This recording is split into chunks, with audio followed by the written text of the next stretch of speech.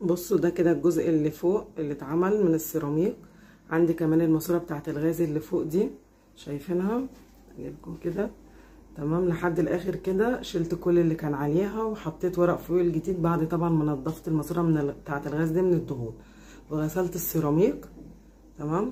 هنا كان في ساعه بس اتملت دهون وادمت وباظت تقريبا فشلتها، وان شاء الله برضو ايه في الفيديو النهائي بتاع تشطيب المطبخ او الشكل النهائي للمطبخ ان شاء الله هتصرف وهجيب حاجه هنا عند المسمار ده تمام. وهنا برضو الكاتل، معلش لو التصوير مش قد كده لاني بصور بالتليفون، فبحاول ان انا ايه اجيب الاضاءه كويسه شويه، مشغله الفلاش. بصوا وهنا الجزء ده برضو شلت المطبقيه دي خالص، وبعد ما نضفتها ورجعت الاطباق بعد ما غسلتها، كل حاجه رجعت بعد ما نطفت يعني. والمطبقيه دي بعد ما اتغسلت، هو الجزء اللي ورا ده برضو يعني الصدى بتاعه هتصرف برضو في اي حاجه بتكون بتودي الصدى ماشي. هو بس الجزء اللي لمع معايا وانا بغسله اللي هو الحتت الاولانيه دي، او احاول ان انا ان شاء الله بعد كده اغيرها، هنشوف مع بعض. بس المهم ان انا ايه نضفتها وغسلتها من الدهون ماشي. وهنا برضو بقيت الرخامه، والجزء ده كله طبعا اتغسل ونضف وبقى زي الفل. ده تاني فيديو اللي كنت عملت فيه الكلام ده، واول فيديو كنت روقت المطبخ من الكركبه اللي فيه ماشي. طبعا الفيديوهات يعني هما القناه جديده والفيديوهات تقدروا ان انتوا ايه تشوفوها ماشي. تعالوا بقى اوريكم الجزء اللي هنعمله مع بعض النهارده. بصوا هنا عندي تحت الحوض عندي الغساله اللي هي الاوتوماتيك دي، الفرش بتاعها اتقطع طبعا وترى العيال مقطعينه، والنهارده كمان كملوا عليه فهيتشال. واغسل الغساله كويس قوي من بره كده وانضفها كويس، ده هنعمله مع بعض النهارده. وكمان عندي تحت الحوض زي ما احنا كده شايفين، مش عارفه واضح ولا لا، عندي تحت الحوض عايز يتظبط تماما ويتغسل ويتفور، مش يتغسل بس. طبعا اللي مش عارف يعني الامور وصلت بيا الحاله عندي المطبخ كده ازاي، يقدر يتفرج على اول فيديو ويشوف التفاصيل ماشي. والله انا مش كده خالص، انتوا لسه ما تعرفونيش، بس الحمد لله انا بتمنى من ربنا الصحه وانا اعمل كل حاجه. ربنا يديني الصحه واعمل كل حاجه لنفسي، وربنا ما يحوجكم لحد ولا يحوجني لحد تمام. ادي ده كده الجزء اللي هعمله معاكم النهارده. انا بعمل معاكم جزء يعني حاجات صغيره وكده، مش بعمل حاجات كتير عشان انا لسه بعمل المطبخ بنضفه نظافه شامله، فبعمل جزء. تعالوا بقى نبدا الجزء اللي انا وريته لكم ده، نبدا الروتين فيه وننضفه واوريكم الشكل النهائي بعد ما نخلصه ان شاء الله. بصوا يا حبايبي، لو انتوا شايفين ان الفيديو طويل عليكم، فانا عامله لكم حوالي دقيقه الا ربع مختصره انا عملت ايه. ولكن اللي حابب بقى يكمل الفيديو للاخر براحته خالص، انا سايبه الفيديو بكل التفاصيل بعد الجزء ده. اللي حابب يشوف انا نظفت ازاي ويسمع انا كنت بقول ايه وبدردش معاكم وازاي نظفت وازاي خلصت الحاجه وازاي رصيت وازاي عملت كل الكلام ده، يكمل الفيديو للاخر. ولو انتوا بقى فيكوا حد زهق مني وحابب ان هو يخلص الفيديو بسرعه، فانا عملت لكم الجزء ده زي ما احنا كده شفنا. انا جبت الحاجه كلها غسلتها وغسلت الغساله وعملت تحت الحوض ونضفت وخلصت الجزء دوت ولمعته وخليته زي الفل، وبعدين رصيت كل حاجه ووريكم في اخر الفيديو ازاي الشكل النهائي بقى شكله عامل ازاي. اول حاجه فضي شويه من الصابون، حبه حلوين كده ماشي، وكمان حبه اريال، وكمان معايا خل. بصوا يا جماعه، عايزه اقول لكم ان الخل بامانه مطهر جميل قوي. بصوا حتى اول ما نزل على الاريال فوروا ازاي. بحب استخدمه وانا بنضف، بيدي لمعه وفي نفس الوقت طهاره لو ما عنديش كلور ماشي. وكمان هنستخدم ده اهو ستريس مزيل الدهون. الاول هنرش ده على الناشف. تعالوا بس ايه قبل ما احكي كتير مثلا والفيديو يكون طويل عليكم، تعالوا نشوف مع بعض.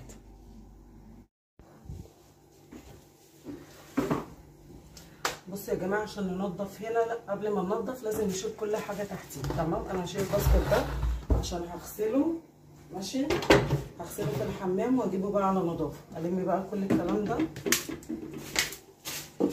الصابون والحاجات دي كلها ماشي، صابون سجاد ماشي.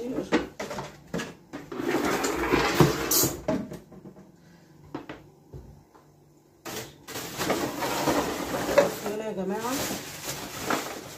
اي بلاستيك، دي بلاستيك بتاعت ازازه الزيت، ودي ازازه ميه مش عايزاها، وده برضو غطا العلبه بتاعته اتكسرت. اي بلاستيك زي كده يا جماعه، المقصود من كلامي ان اي بلاستيك زي كده انا ما برضاش ارميه وبستفاد من وراه. بجمعهم وبنزل ابيعهم وبيجيبوا فلوس، يعني بدل ما ارميهم في الزباله احنا اولى بيهم او بالفلوس اللي هتيجي من وراهم. تمام. فهي كده الشنطه عندي اتملت، فان شاء الله هنزل ابيعها بكره. انا بس بقول لكم علشان ايه، اديكم فكره للي حابب يعمل كده طبعا. تمام. اول حاجه هستخدمها عندي ده، ارش منه على الناشف. ماشي.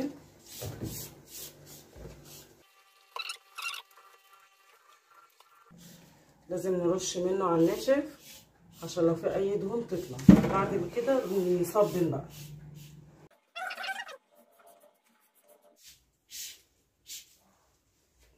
بص، كل اللي احنا رشيناه في الارض ده نسيبه بس ياخد وقته عشان لو في دهون تطلع. ماشي. ما ينفعش ان احنا ندعك على طول، لازم نسيبه بس شويه. ماشي. بصوا منظر الحوض من تحت وسخ جدا جدا طبعا. سترس انا هنسيبه عليه بس شويه، وعلى الارض برضو شويه، وبعدين نرجع بقى ندعكه يكون سترس ايه لو في دهون اعملها. ما ينفعش ندعك دلوقتي، نسيبه كده 5 أو 10 دقايق. بصوا هنا عقبال ما سترس يعمل مع الدهون شويه، نروق هنا كده نشيلها خالص كده، نرميها خلاص في الزباله. ماشي. طب بس في الزباله اهو.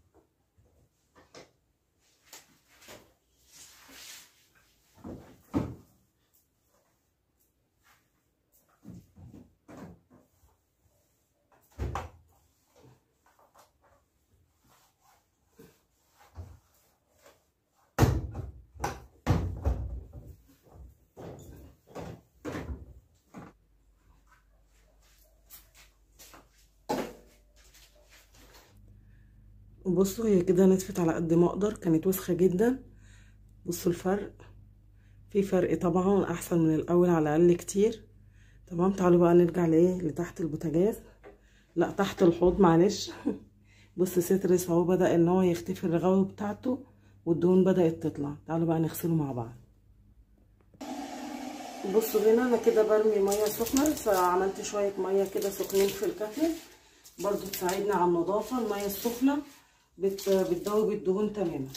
ماشي. عشان طبعا بقاله كتير ما اتعملش زي ما فهمتكم في الفيديو الاولاني، طبعا لظروف صحيه. ماشي. فطبعا بعمله ايه باتقان وصح وعلى نظافه خالص عشان ابقى متاكده ان هو نظيف. ماشي. اهو ميه كمان سخنه مع المسحوق برضو مع الحاجه اللي هدعك بيها دلوقتي. بصوا دي الخلطه اللي انا حضرتها معاكم. ماشي. طبعا السيراميك زي ما احنا اتفقنا يعني محتاج دعكه كويسه جدا. بصوا انا للامانه قبل ما افتح الكاميرا بس دعكت بس شويه، لان هو ايه هياخد وقت، فمش عايزه كل الوقت يبقى قدام الكاميرا واعطلكم. ماشي. ربنا يديكم الصحه يا رب ويديني الصحه معاكم واعمل.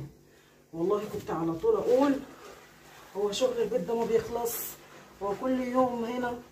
طبعا قبل ما الحال يوصل لكده يعني ما يغركوش الكلام ده، انا نضيفه الحمد لله وكان ممكن اخلص الكلام ده وبعدين اعمل القناه واطلع لكم، بس انا قلت اعمل كل حاجه معاكم واطلع لكم كده ايه بنفس الحال ده، بعد ما كنت طبعا ايه تعبانه. بعد ما قمت والله من التعب يا جماعه بقيت اقول الحمد لله على نعمه الصحه، يعني ربنا يدينا الصحه ونعمل. اوعى حد يقول شغل البيت ما بيخلص والكلام ده، كنت بقول كده. ولما رقدت في السرير بقيت اقول الحمد لله على نعمه الصحه، ربنا يديني الصحه واعمل. عشان كده بدات معاكم القناه وانا بشتغل ايه في الشقه وبرجعها زي الاول وانضفها وارجع كل حاجه زي الاول واحسن ان شاء الله، وانتوا معايا باذن الله. بصوا انا مش عارفه الكاميرا جايبه الحوض ولا لا، ماشي؟ لو مش جايباه انا بعمل دلوقتي في الحوض اللي هو ايه الجزء اللي هو بيبقى من تحت دخان.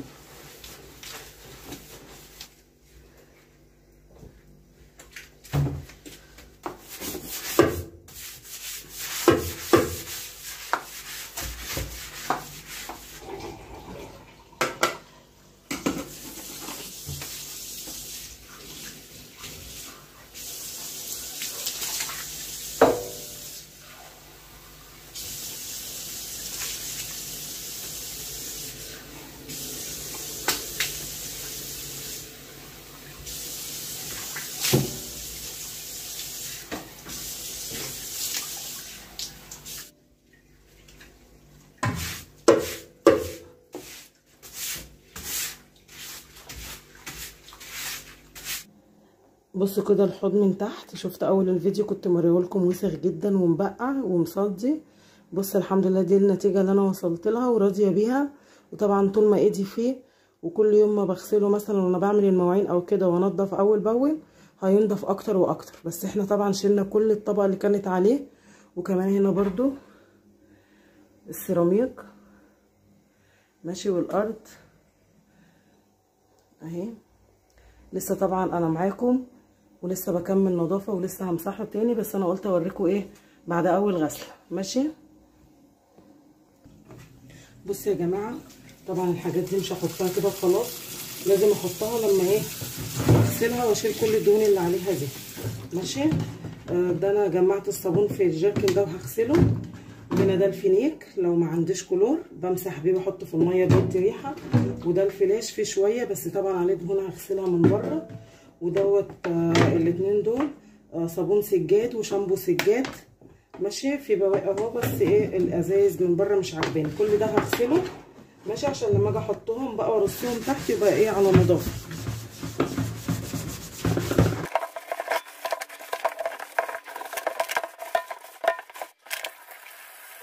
معلش ما تبانش في ايدي، ما تبانش في الكاميرا، فمش مهم بقى لو هدومي اتغرقت. ماشي؟ يعني سامحوني ان الهدوم مبلوله، بس طبعا عشان مش عايزه اشمر وايدي تبان. ماشي؟ طبعا هغسله تاني لسه ما نضيفش، عايز دعكه كمان هو وباقي الازايز. هخلص كل دول وارجع لكم عشان ما اعطلكوش معايا. هغسل كل ده.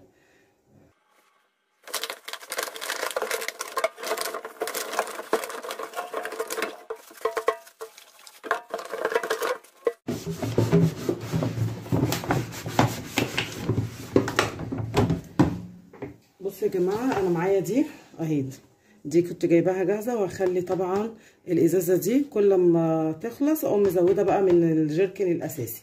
ماشي؟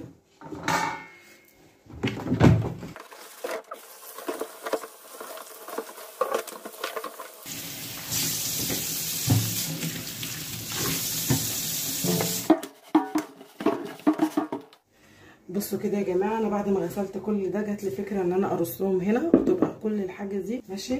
هحط هنا طبعا الحاجات دي اهي، يبقى لو عوزت حاجه اطلعها. ماشي؟ يبقى كلهم في مكان واحد. ماشي؟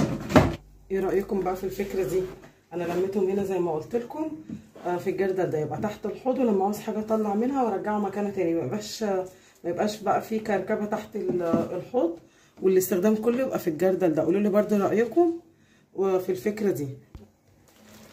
بصوا يا جماعه طبعا احنا في اول الفيديو كان في كركبه كتير تحت المطبخ، كان من ضمنها الازازه دي والقمع ده. تمام؟ انا حاطه القمع دوت في الكيس ده عشان خاطر ايه الزيت. ماشي؟ وهشيله دلوقتي اغسله واحطه في الشنطه دي واركنه في مكان. ايه بقى الزيت ده وايه القمع ده؟ بصوا انا عندي بعد ما بخلص السمك الزيت اللي بيتبقى بصفيه هنا بالقمع ده. خلصت البانيه او المقالي والزيت تقل معايا وبدا خلاص ما ينفعش ان اقلي بيه حاجه تانية، باخد البواقي وبرده بصفيها هنا. واول ما بجمع الازازه دي يا اما بنعمل صابون في البيت، ليه كذا طريقه لكذا حاجه. لما بلاقي نفسي مش قادره ان انا اعمل حاجه بيه بستفاد بيه برده، وبقدر ان انا ابيعه واستفاد بالفلوس بتاعته. يعني برضو ممكن ان احنا من البيت بحاجة بسيطة نقدر ان احنا نبيعها ونستبدلها بفلوس، بدل ما تترمي او بدل ما نرميها في الحمام او نغسله او كده، يبقى احنا برضو ايه اولى بالفلوس اللي تيجي من وراه، او ان احنا نستخدمه ونعمل بيه اي حاجة. ماشي، انا حبيت برضو اقول لكم المعلومة دي، يعني ايه اي حاجة بعملها بوريها لكم وبعرفها لكم، ممكن تكون ان انتوا بتستفادوا منها او حاجة. ماشي، بصوا كده يا جماعة، ده كان الشكل النهائي. شفنا طبعا الغسالة اول الفيديو، ودلوقتي ان شاء الله في فيديو تاني يبقى اشيل الورقة اللي هي دي بمية سخنة واجيب له طبعا الفرش بتاع الغسالة عشان ده اتقطع، بس المهم ان احنا نضفناها يعني عن اول الفيديو خالص. الدنيا نطفت كويس اكتر. وهنا برضو الباسكت اهو نضف. ماشي، وغسلنا السيراميك زي ما شفنا الظهر بتاع السيراميك والارضية، وغسلنا الحوض. شفنا الحوض كان عامل ازاي، اللي شاف اول الفيديو كان صعب جدا، الى حد ما بقى احسن. والركن ده كان صعب جدا، كان تحتيه كركبه كتير، فصفصفت معايا على الكركبه الحبه الصغننين دول. انا لميت كله في الجردل ده عشان يبقى ايه مفيش كركبه كتير ومنعكشين تحت الحوض. رصيتهم في الطبق البلاستيك ده، والاريال ده انا حطيته على جنب لحد ما اجيب الطبق بتاع الاريال او العلبه بتاعه الاريال، لان كان عندي واحده واتكسرت. فكده ده كان الشكل النهائي اهو. ده الجزء اللي احنا عملناه مع بعض النهارده، من اول الغساله لحد السيراميك، الظهر والارض والباسكت وتحت الحوض والحوض نفسه، والكركبه دي برضو عملنا وراها ونضفنا ولمينا الدنيا دي. ماشي، وده كان الفيديو اللي فات عملنا الجزء ده. ان شاء الله كل مره نعمل جزء لحد ما نخلص المطبخ مع بعض. اتمنى الفيديوهات تكون بتعجبكم والروتينات تكون بتعجبكم، وان شاء الله استنوني في فيديوهات جديده وانتظروني باذن الله. شكرا لكم والسلام عليكم ورحمه الله وبركاته.